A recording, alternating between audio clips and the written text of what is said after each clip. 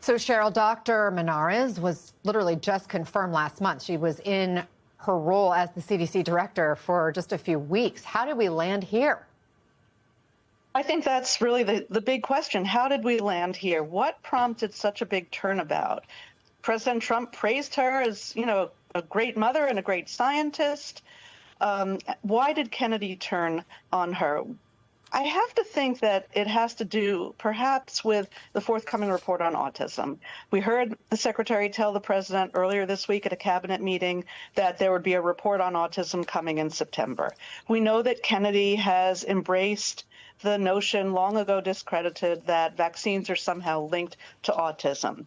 Is it possible, and I don't know this is not information I've reported out, but is it possible that he was concerned that Susan Menarez would reject whatever finding came out of that report, reject perhaps a vaccine advisory committee recommendation having to do with vaccines and autism?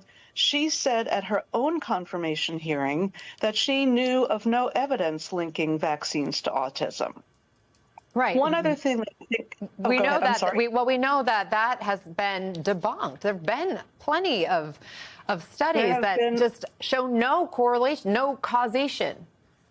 That's correct. And one step Kennedy took was to push the committee, and the committee took to remove thimerosal, a mercury-containing preservative, out of vaccines. That was suspected for a while. Well, we know that thimerosal was removed from nearly all childhood vaccines more than 20 years ago, and autism rates are still rising. So the explanation has never been vaccines.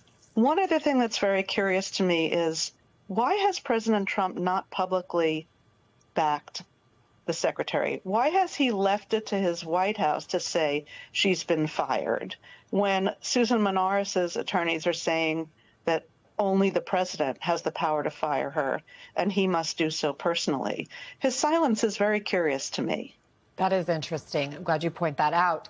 Congressman, we're also seeing bipartisan concern about these moves. Republican Senator Bill Cassidy, who's a doctor, he's the head of the Senate Health Committee, who also voted to confirm Secretary Kennedy. He's now calling for a key CDC vaccine meeting to be halted, and he wants congressional oversight, he says. So what can Congress do? And what are, I guess, Republicans, more importantly, willing to do about all this? I would say that Republicans are willing to do absolutely nothing unless they're told by Trump to do it. And I mean, that's where we're at. And when you're looking at what's happening, like, it looks like the purge at CDC, but you're looking at it across even three-letter agencies like CIA, NSA, things like that.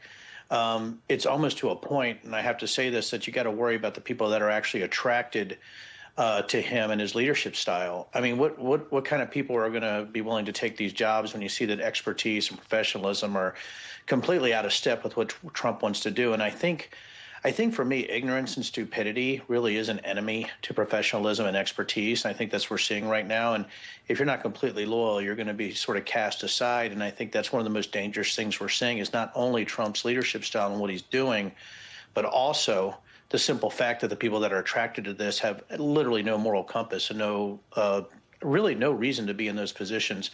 So when you go back to your original question, Anna, the Republicans aren't going to do anything. As long as Trump is on this path, they're going to do exactly what he wants them to do, and I don't think they're going to do a darn thing. And I still think they're going to have the vaccine meetings. They're going to have the meetings, and nothing's going to happen. And Bill Cassidy really doesn't have much of an excuse here, does he? Senator Cassidy is saying we want oversight. This is the Republican on that committee. Susan Collins on that committee. Democrats are calling for RFK Jr. to be fired. I mean, could it escalate to that, given that Cassidy is putting his neck out there saying this isn't okay? Yeah, I mean, I find it interesting that they're trying to put the toothpaste back in the tube 6 or 7 months later. I mean, shouldn't there have been oversight on all the other things that RFK Jr. has already done? I thought it was a really incredible statement when you're talking about the materials that were in vaccines taken out 20 years ago. And it's really good to know, right, for people who want to be science and facts-based, that it wasn't causing autism. There wasn't any oversight then, not any oversight on everybody else who's been fired right down the line because of RFK Jr.'s mental instability. So I really think them trying to put the toothpaste back in the tube right now seems pretty disingenuous. Ashley, we are hearing now from one of those CDC officials who quit in protest, the former chief medical officer. Take a listen. were the prior Trump administration. Our center did fantastic under them, and that's where vaccines were launched during COVID. Many programs grew. In the injury center I led at the time, we developed suicide programs. It's during this current time that we're seeing issues in public health. And I've talked with many Republican congressional members and staffers. They believe in science and data. So this is not politics. This is ideology. Ashley, she says this is not politics. This is ideology. Is this just the current health secretary's influence, or is it bigger than that? Well, in talking to a number of people who have left the CDC, what you're seeing is that these people describe themselves, as she did, as, again, not partisan, not political, people who have served for Democratic administrations, Republican administrations, where their North Star is the science. And, 7 months in, for instance, Dr. Dimitri was saying that he spoke to The Atlantic and other outlets. He was saying that his job, he viewed it, was to the American people elected Donald Trump RFK Jr. as his health secretary, and his job was to help execute the vision of the health secretary within the bounds of science and data. And so the split is coming when these officials believe that what is happening now is just willful disregard for the science and data. And as the now potentially fired, I know it's a legal issue, but CDC director said also being asked to do what she believes were some things that are illegal. Congressman, as we've sort of touched on already, this is just the latest, the CDC shakeup. The president fired the head of the Bureau of Labor Statistics. He's attempted to fire one of the Fed governors. We also saw the administration just this week place FEMA employees on leave after they wrote a critical letter. So apparently these are moves to quash dissent. And that's on top of all the investigations into political rivals. With Washington filled with yes men right now for President Trump, is there anyone left to check his power? No.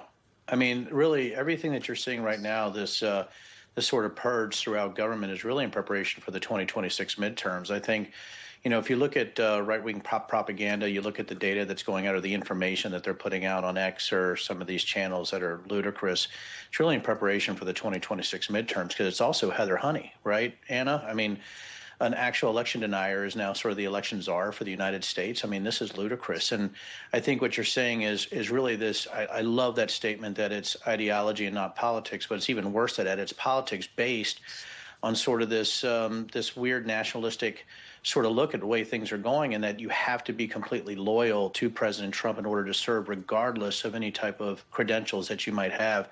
And I think it's not just CDC, which incredible, but BLS, I think, is just incredibly important for us to know, and the three-letter agencies. But putting somebody like an election denier in charge of our election security, like Heather Honey, I think also speaks to how insane this administration has become. Ashley, the administration appears to be focused on remaking nonpartisan institutions traditionally in Trump's vision. What do you see as the risks of these agencies becoming politicized?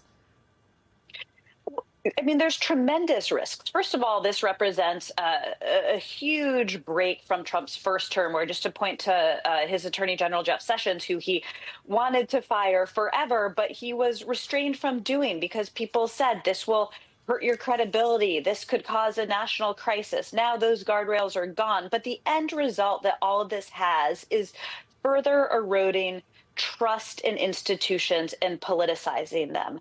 So regardless of what you believe, any American looking at what's happening at the CDC, depending on what their personal politics are, their personal ideology is, has reason to not trust a federal health agency that at some point may be giving the American people guidance on how to protect ourselves from Ebola or a new, more virulent strain of coronavirus. And again, as the congressman was saying, it's not just the CDC, it's the Bureau of Labor Statistics, it's the national security agencies, it's even the courts and the Congress. There's just increasingly less trust in institutions where, to begin with, there was already a pretty low level of trust. Guys, I got to leave it there. Cheryl, I owe you an extra question next time around.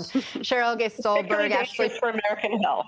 Absolutely. Thank you so much for joining us, Cheryl, Ashley Parker, and Congressman Denver Riggleman. Appreciate you all.